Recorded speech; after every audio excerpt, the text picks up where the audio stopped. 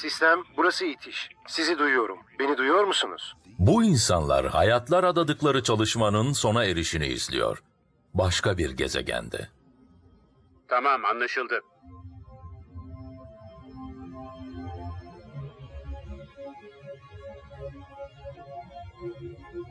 Onu uğurladıklarında hepsi gençti.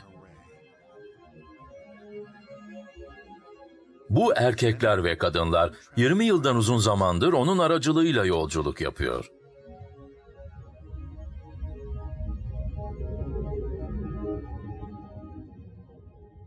Ve onun işi artık tamamlandı. O yüzden ölmeli. Ama ölümcül dalışını yapmadan önce ona son bir destansı görev verdiler.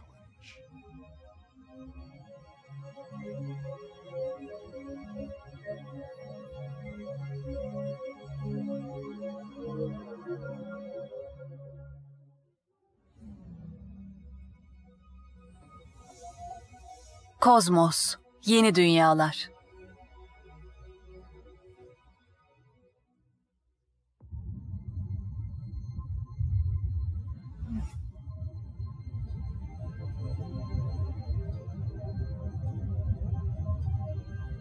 Kütle çekiminin pek çok numarası vardır. Ama hiçbiri gezegenlerin halka sistemlerinden daha güzel olamaz. Sadece bizim güneş sistemimizde bile 4 tane halkalı gezegen var. J1407b romantik ismine sahip olan bu gezegen, başka bir güneşin yörüngesinde bulduklarımızın ilki. Galaksimizde neden daha çok halkalı gezegen bulmadık?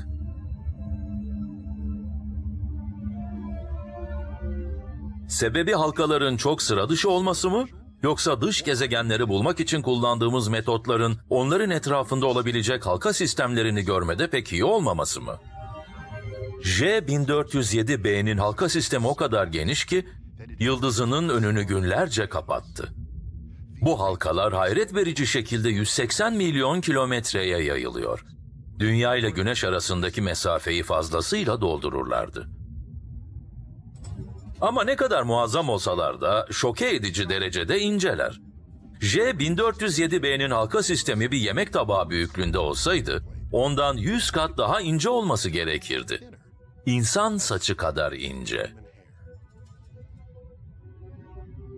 Bir halka sisteminin geniş alanı ile inceliği arasındaki bu şaşırtıcı zıtlık, bizim Güneş sistemimizde de bir o kadar çarpıcı. Neptün'ün en dış halkası o kadar ince ki ilk başta bir halkanın parçaları olduğu düşünülüyordu. Bir halka değil, kemerlerden oluşan bir topluluk. Ta ki NASA'nın Voyager 2 uzay aracı, kemer dediğimiz şeylerin daha soluk ama tam bir halkanın kalın kısımları olan öbekler olduğunu ortaya çıkarana dek.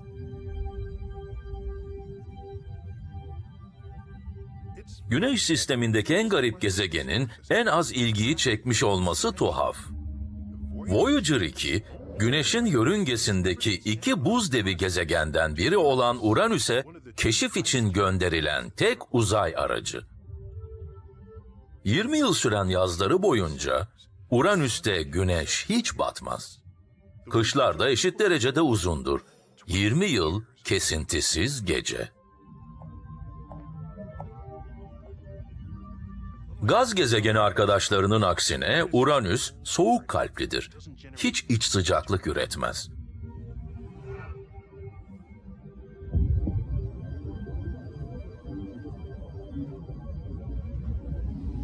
Uranüs acayip bir dünyadır. Uranüs'ün atmosferinin dış sınırı o kadar sıcak ki 260 santigrat dereceden daha sıcak.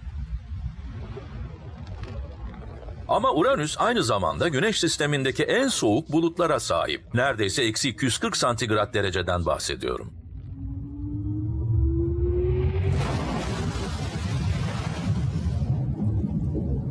Bu ne tür bir okyanus? Amonyaktan mı oluşuyor? Sudan mı? Bazı bilim insanları sıvı elmastan oluşan bir okyanus olabileceğini düşünüyor. Uzay ajanslarının dikkatine bir kez daha ziyaret etmeye değebilir.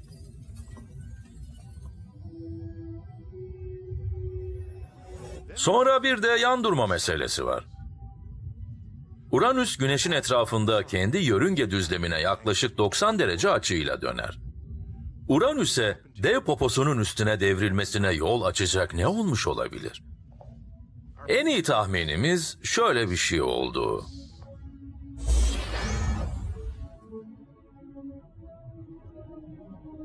Uranüs korkunç bir kaza geçirdi.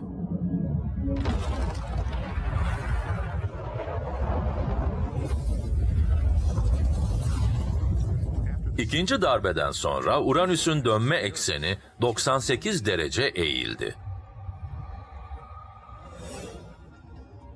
Güneş sistemimizde halkalı olduğunu düşünmediğimiz bir gezegen daha var. Jüpiter'in halkaları o kadar sönük ki onları yerdeki hiçbir teleskop görmedi. Voyager 1 yanlarından geçip giderken keşfedildiler.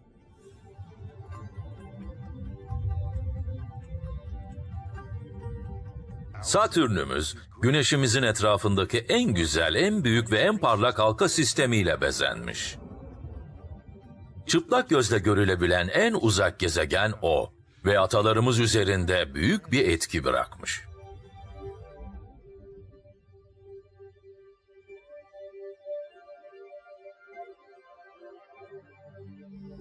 ...3500 yıl önce gezegenlere ve yıldızlara bakan Babillileri düşününce... ...onların türünden birinin o uzak ışık noktasına bir elçi göndermesi ihtimali ne kadar düşük görünmüştür merak ediyorum.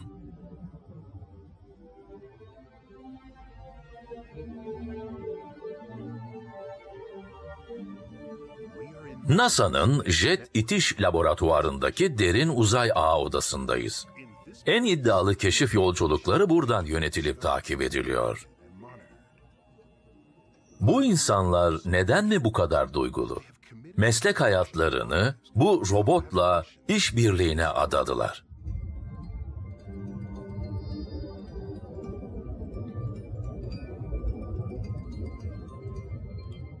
Şimdi ise onlarca yıl süren o ortaklık çok şiddetli bir şekilde sona ermek üzere. Dünyaya bağlı çaresizliğimizden Satürn'ün semalarındaki varlığımıza uzanan yol ortaya çıkmak üzere.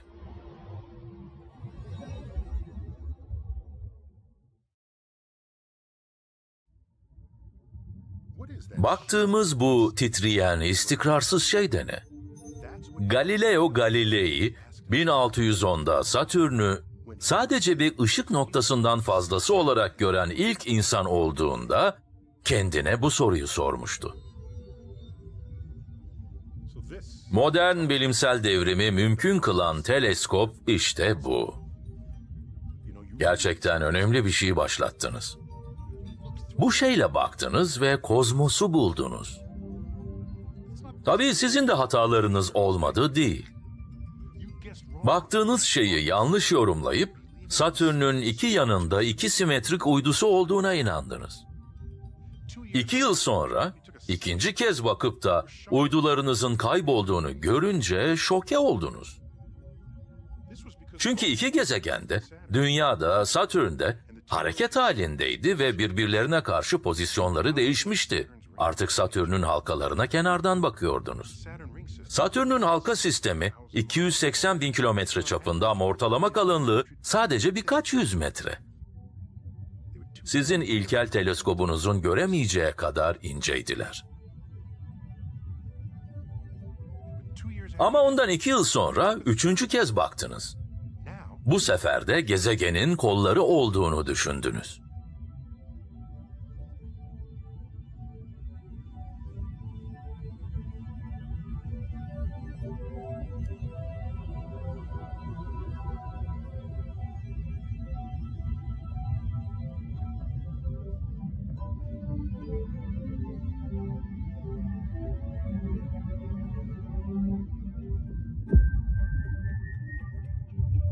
...40 yıl sonra Christian Huygens adında Hollandalı bir gökbilimci kendi çok daha gelişmiş teleskobuyla Satürn'e bir kez daha baktı.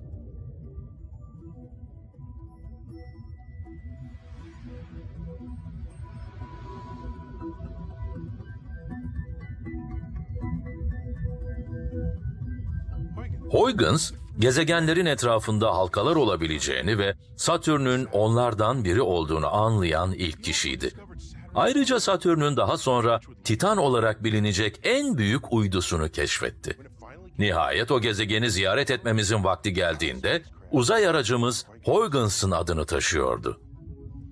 Bilim dünyasında bir Galileo'lar, Newton'lar, Darwin'ler, Einstein'lar var, bir de başka tür bilim insanları var.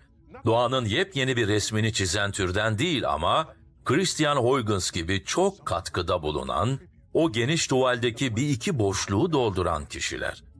Öyle bir diğer bilim insanı da Giovanni Domenico Cassini'ydi. 17. yüzyılın başlarında günümüz İtalya'sında bulunan Perinaldo kasabasında doğdu. Cassini başlangıçta bilim insanı değildi. Kariyerine bir sözde bilim insanı, bir astrolog olarak başlamıştı. Astroloji, gezegenlerin belli insani kişilik özellikleri olduğu ve doğum anınızda hangilerinin doğup battığına bağlı olarak bu uzak gezegenlerin etkisinin benliğinizi ve kaderinizi belirleyeceği düşüncesine dayanan bir fikirler bütünüdür. Bir insanı tanımaya zahmet etmeden, onun kim olduğuna dair temelsiz varsayımlar yapan bir tür ön yargıdır. Gökbilim ve astroloji eskiden aynı şeydi. Ta ki kozmostaki asıl durumumuza dair büyük bir uyanış yaşanana dek.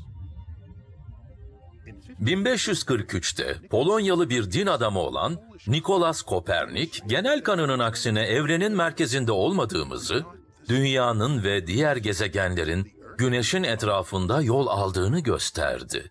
Dünyayı evrenin merkezinden çıkarmak, insanın izzeti nefsine ciddi bir darbeydi. Bir asırdan uzun zaman geçtiğinde bile bazı insanlar bunu hala aşamamıştı ve Giovanni Cassini onlardan biriydi.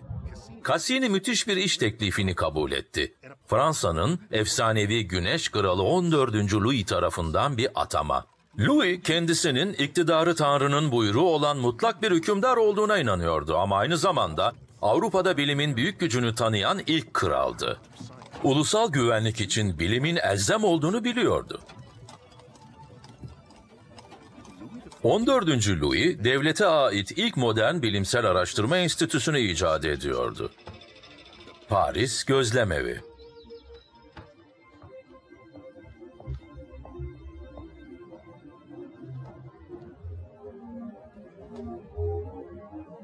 Cassini mutlak hükümdara Paris'te uzun kalamayacağını söyledi. En fazla 1-2 yıl. Ama kral yeni gözlemevini Cassini'nin hizmetine verince, memleketi İtalya'ya geri dönmeye ilgisini tamamen kaybetti. Sonraki 125 yıl boyunca Paris gözlemevi, Cassini soyadlı biri tarafından yönetilecekti.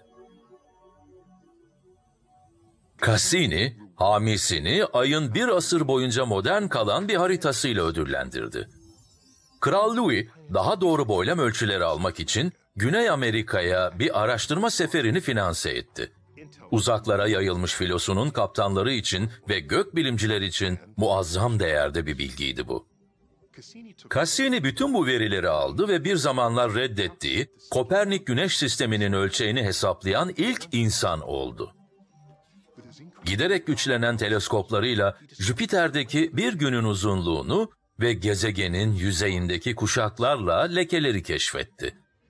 Cassini, Jüpiter'in büyük kırmızı lekesini İngiltere'deki Robert Hooke'dan bağımsız olarak keşfetti ve bugün hala o başarıyı paylaşıyorlar. Cassini daha sonra Mars'taki günlerin uzunluğunu belirledi. Sadece 3 dakikayla yanılmıştı. Jüpiter gözlemlerine geri döndüğünde gözlemlerindeki çelişkiler kafasını karıştırdı. Jüpiter'in uydularının güneş tutulmaları olmaları gereken zamanlarda başlamıyordu. Gözlemden gözleme değişiyorlardı. Bunun sebebi iki gezegen güneş sisteminde hareket ederken dünyanın Jüpiter'e uzaklığındaki değişiklikler olabilir miydi? Eğer bu doğruysa ışık sonsuz hızla hareket edemezdi. Çünkü dünyaya ulaşması daha uzun sürüyordu. Işık hızı sınırlı mıydı? Bu fikir Cassini için fazla çılgıncaydı. Fazla devrim niteliğindeydi. Bunu derhal reddetti.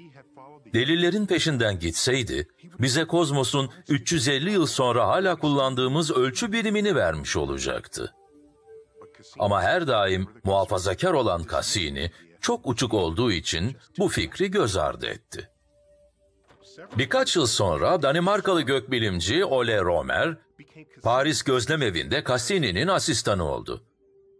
Romer, Jüpiter'in uydularından bazılarının güneş tutulmalarını kendi gözlemledi ve verilerde Cassini'nin görmezden geldiği aynı tutarsızlıkları gördü. Ama Romer onları oldukları gibi kabul etti. Işık hızının sınırlılığına dair delil parçaları. Ama bir dönem Cassini'nin verilere sadakati o kadar aşırıydı ki, Kral Louis'i hoşnutsuz etme riskini almaya bile hazırdı. Kral, Cassini'den krallığın yüz ölçümünü tam olarak hesaplamasını istedi. O zamana dek kimse tutarlı bir harita çıkarmaya kalkışmamıştı. Ne Fransa'nın ne de başka bir ülkenin. Hele de tüm dağlarını, nehirlerini ve vadilerini gösteren topografik bir harita. Cassini görevi yerine getirdi ama kralı tatmin etmesi mümkün olmayan sonuçlar elde etti.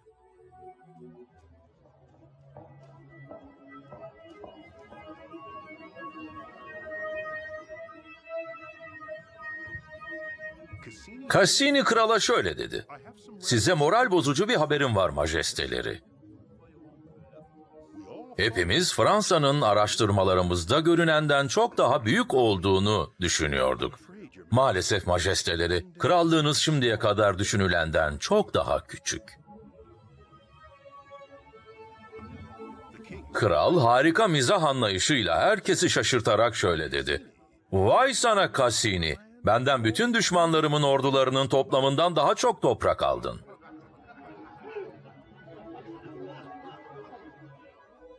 Sonra bir de Satürn'le ilgili çalışmaları var. Satürn'ün halkalarının aslında ne olduğunu bilen ilk kişi oydu.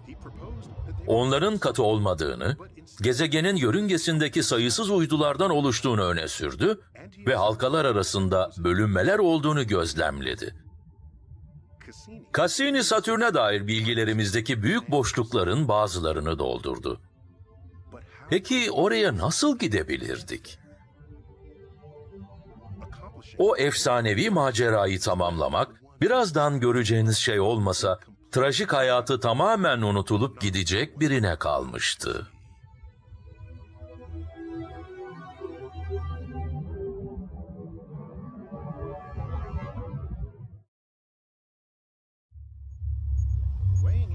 Fırlatmadaki ağırlığı 5,5 tondan fazla olan NASA'nın Cassini uzay aracı bir otobüs kadar.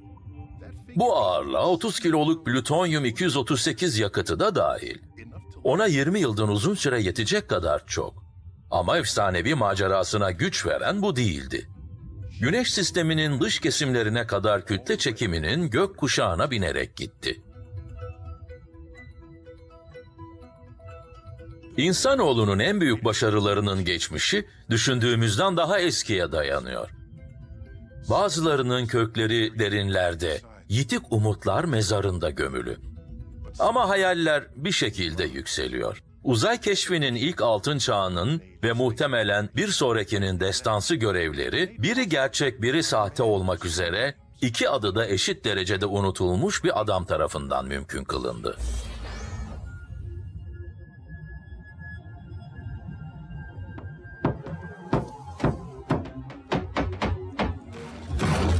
Alexander Sergey'in hayatının ilk yılları iyi belgelenmemiş. Ama siyasi bir aktivist olan annesinin o daha 5 yaşındayken ondan alındığına inanılıyor. Babasının fizik ve matematik ders kitaplarına sığındı.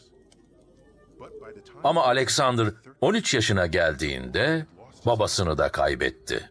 Büyük annesiyle yaşadı ve büyük zorluklara rağmen en saygın liseye kabul edilmeyi başardı. Ardından da Ukrayna'daki en iyi mühendislik fakültesine girdi. Ama oraya gittikten sadece 2 ay sonra 1914'te 1. Dünya Savaşı'nda çarpışmak üzere Çar'ın ordusuna alındı.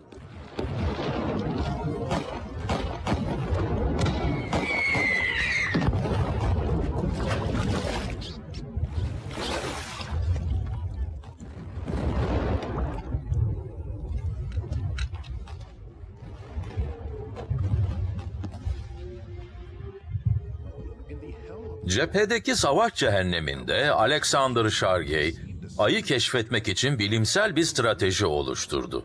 Kurgu olarak değil, taslak plan olarak.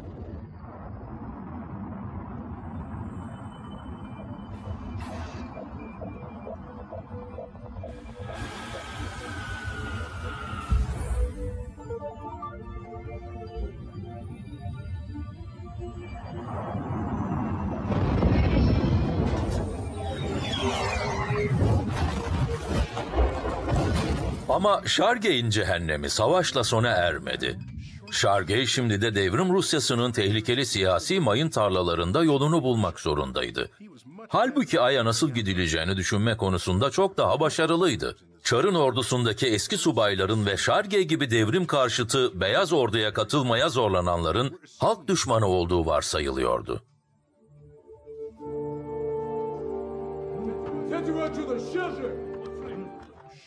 Shargey Sovyetler Birliği'nde huzur bulamadı. O yüzden çaresizlik içinde Polonya'ya kaçmaya çalıştı.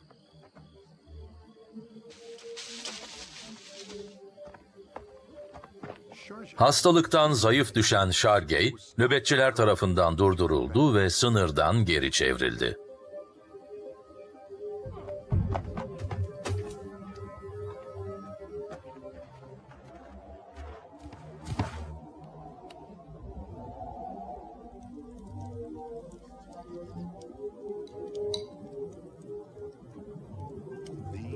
Zaman kötüydü ve başınızı neyin belaya sokacağı belli olmuyordu.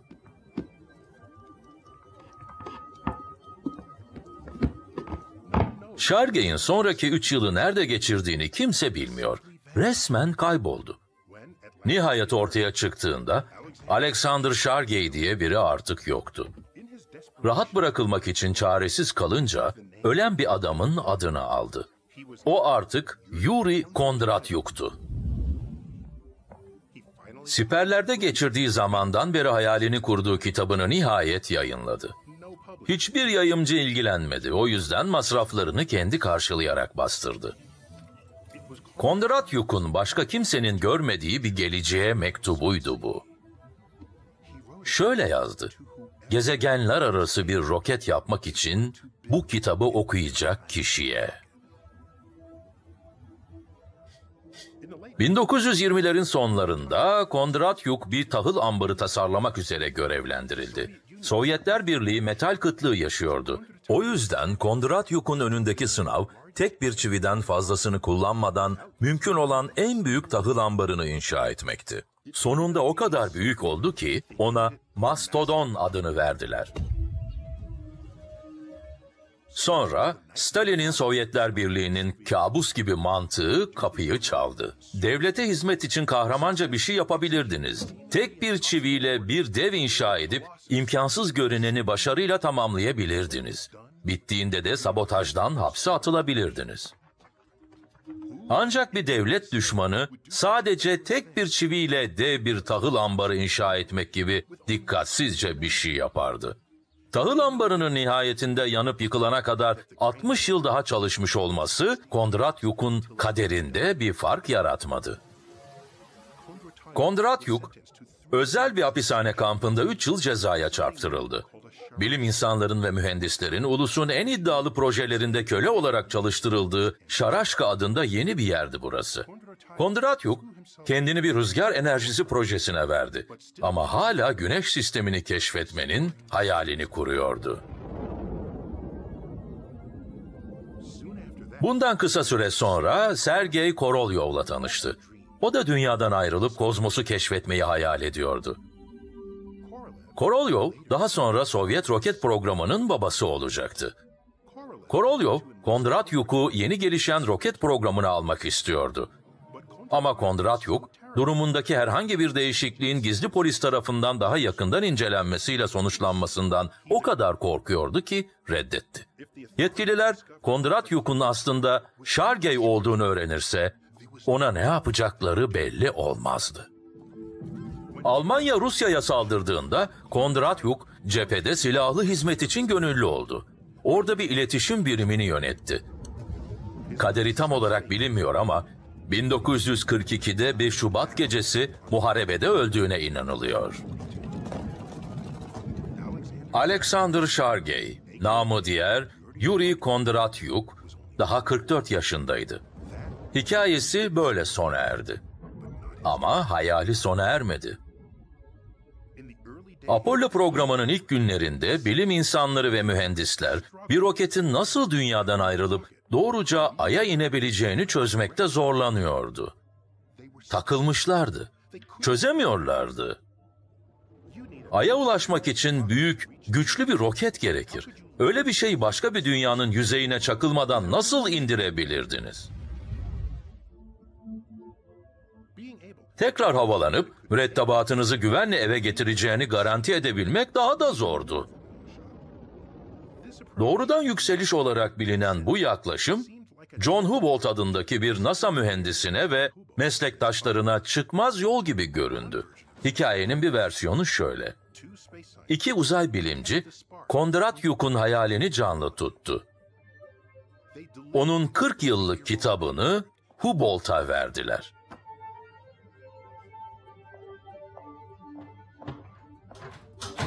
Gezegenler arası bir roket yapmak için bu kitabı okuyacak kişiye. Önce işin kendisinden bahsedelim. Bu sizi korkutmasın.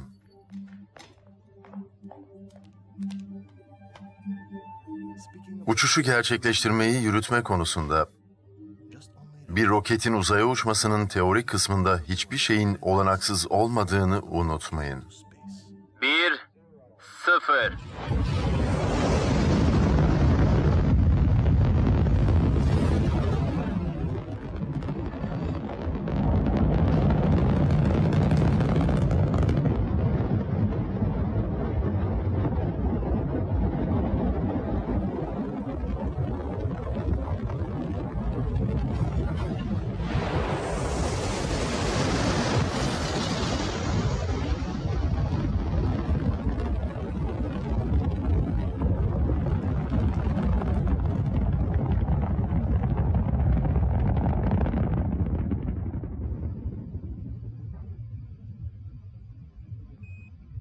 ...37 derece. Hala çok iyi görünüyor. Onay verildi.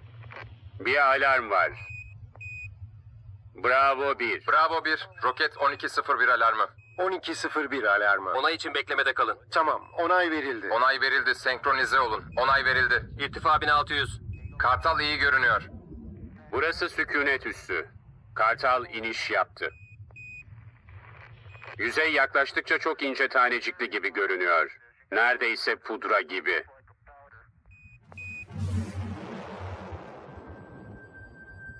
NASA, Kondratyuk'un Ay yörünge aracı buluşması vizyonunu aldı ve Ay'a kadar götürdü. Ama Kondratyuk'un ufku çok daha öteye uzanıyordu. Kondratyuk, uzay araçlarının gezegenlerin etrafından dolaşıp uzayda çok daha uzaklara mancınık gibi fırlatılmak için onların kütle çekimini kullanmasıyla Güneş sistemini keşfetmeyi hayal etmişti. Atalarımızın ağaçtan ağaca sallandığı gibi dünyadan dünyaya sallanacağımızı düşlemişti. Biraz daha büyük bir ölçekte kütle çekimini insanın ihtiyaçlarına boyun eğdirerek. Ama kütle çekimi verdiği şeyi geri de alabilir.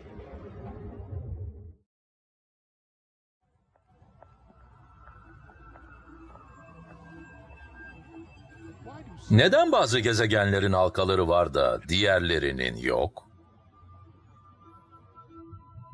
Dünyanın neden halkaları yok? Ya da Mars'ın? Halkaları olmasa Satürn'ü tanıyamazdık. Onlar olmadan çıplak görünüyor. Peki onlara en başta nasıl sahip oldu?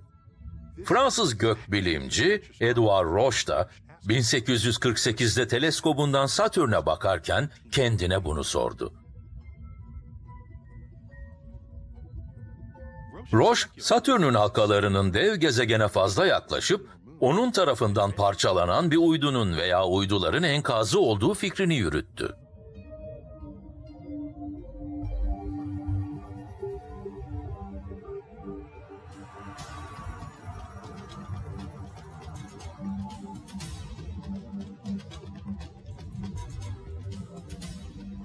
Roche bütün gezegenler için geçerli bir denklem kurabildi. Bir nesnenin gezegenin kütle çekimsel gelgit kuvvetleri tarafından parçalanıp halkaya dönüştürülmeden önce o gezegene ne kadar yaklaşabileceğini söylüyor. Bu Roche limiti. Ama NASA'nın Cassini uzay aracı Satürn sisteminde bir dizi korkusuzca manevrayı yerine getirene kadar halkalarının ne zaman oluştuğuna dair hararetli bir bilimsel tartışma vardı. Bazı gökbilimciler onların gezegenin kendisi kadar eski olduğunu öne sürdü. 4 milyar yıldan uzun zaman önce gezegen, yeni doğmuş güneşin etrafındaki gaz ve toz diskinden oluştuğunda bir uydu ya da uydular muhtemelen Satürn'ün Roche limitini aşmıştı. Diğerleri halkaların nispeten yeni olduğunu, belki de sadece yaklaşık 100 milyon yıllık olduklarını düşünüyordu.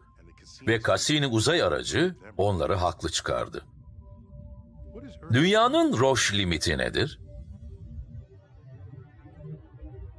Ay 19 bin kilometreden daha yakına gelecek olursa, ki öyle bir şey yapma tehlikesi kesinlikle yok.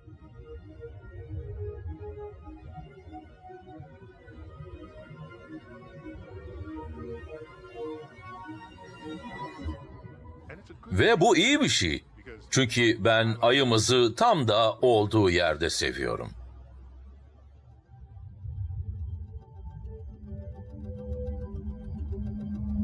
Güneş sisteminde beni bizimki kadar etkileyen sadece bir uydu daha var. Belki de dünyanınki gibi kalın bir atmosfere ve bana yuvamızı hatırlatan göller ve dağlar gibi yüzey şekillerine sadece o sahip olduğu içindir. Bütün bunlar yoğun bir turuncu duman katmanıyla gizleniyordu. Ta ki Avrupa Uzay Ajansı, NASA ile işbirliği yaparak onun gizemli yüzeyine inecek bir uzay aracı gönderene dek. Evet, işte o araca sizin adınızı verdiler. Christian Huygens. Teleskobunuzla o dünyayı gören ilk insan sizdiniz.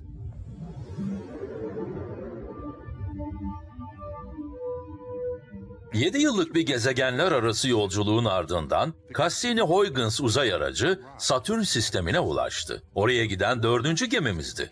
Ama Satürn'ün uydusu Titan'ın yüzeyini keşfetmek için bir sonda gönderen ilk araçtı.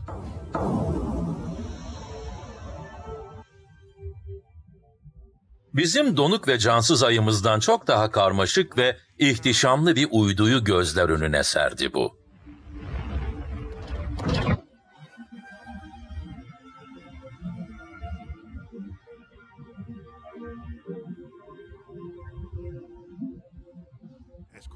Carl Sagan'ın 20 yıldan uzun zaman önce tahmin ettiği gibi metan ve etan denizleri ve su buzu vardı.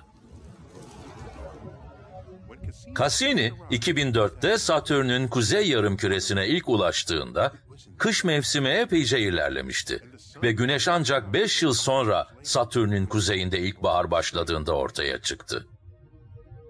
Bana mı öyle geliyor, yoksa Satürn'ün kuzey kutbundaki bu dönen altıgen, kadim atalarımızın bu dünyalara dair kurduğu fanteziler kadar egzotik mi?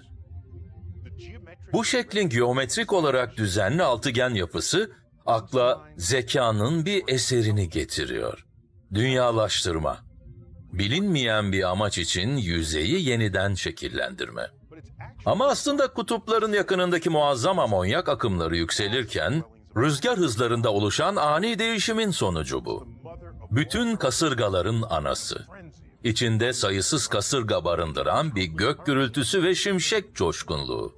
İlkbahar, dünyada da şiddetli, fırtınalı bir mevsim olabilir. Cassini'ye kendi canını alma komutuysa, Satürn'ün 7 yıllık yaz mevsiminde verildi.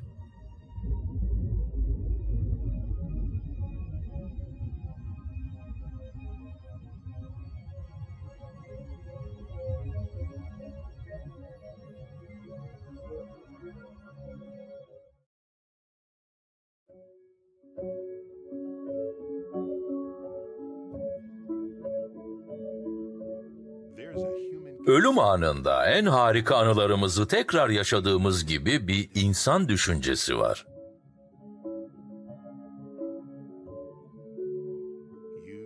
En zalim komutu yerine getirmek üzere olan sonu gelmiş bir robotun anılarına göz atıyorsunuz.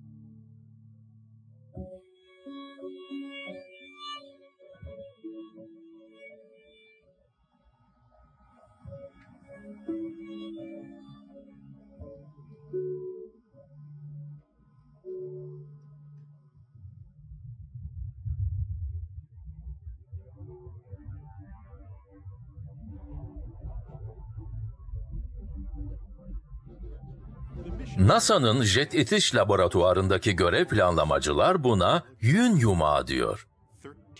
Satürn sisteminde 13 yıl süren bir keşif.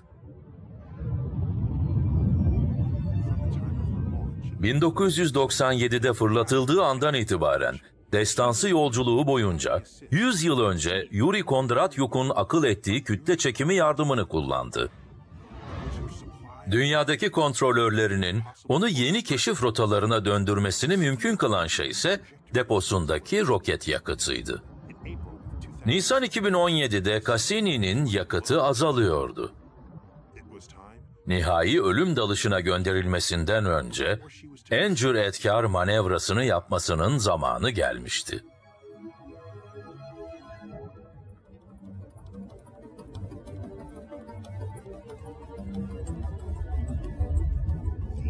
Karşınızda Cassini görevinin bilim insanları. Bazıları 90'lı yıllarda bunun sadece bir hayal olduğu zamanlardan beri projede çalışıyor. Cassini'nin ölmesi gerektiğini biliyorlar. Amaçsızca gezinmesine izin vermek fazla tehlikeli. Satürn sisteminde yaşamın saklanıyor olabileceği uydulardan birine çakılabilir. Bu, NASA'nın Uzay Kanunları kitabındaki karantinaya dair gezegen koruma kuralını ihlal eder. Bu iş şansa bırakılırsa Cassini, Titan'ın veya Enceladus'un olası biyolojik kaderini değiştirebilir. Şimdi elim bir komut verilmeli.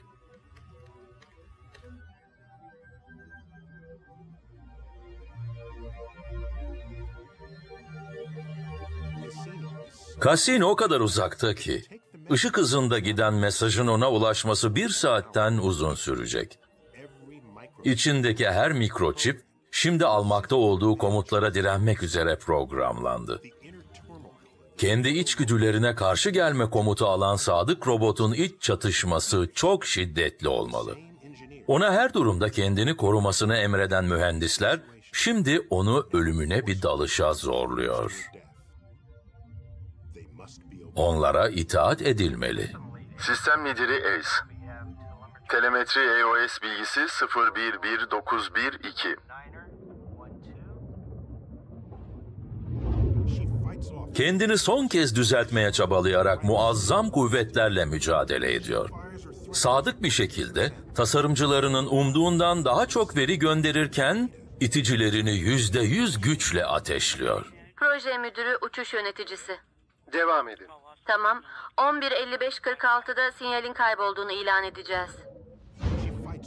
Şiddetli atmosfer direnciyle yakıt depoları bitene ve mücadele gücü kalmayana dek mücadele ediyor. Proje müdürü, rapor veriyorum. Çok az telemetri kalmış olabilir. Ama uzay aracından gelen sinyalin yok olduğunu duydunuz. 45 saniye içinde uzay aracı da yok olacak.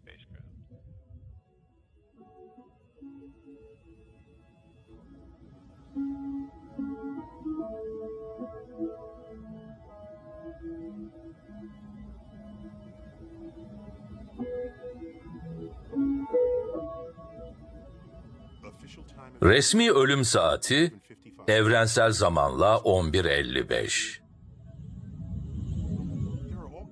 Kozmosu anlama çabasında türlü türlü hikaye var. Bazen hayalleriniz sizinle beraber ölür. Bazense başka bir çağın bilim insanları onları alıp Ay'a ve çok daha ötesine taşır. Yuri Kondratyuk adı unutulmuştu ama hatırlayan bir kişi vardı. Neil Armstrong, Ay seferinden döndüğünde, onun efsanevi yolculuğunu mümkün kılan adamın çocukluk evine kutsal bir ziyarette bulundu.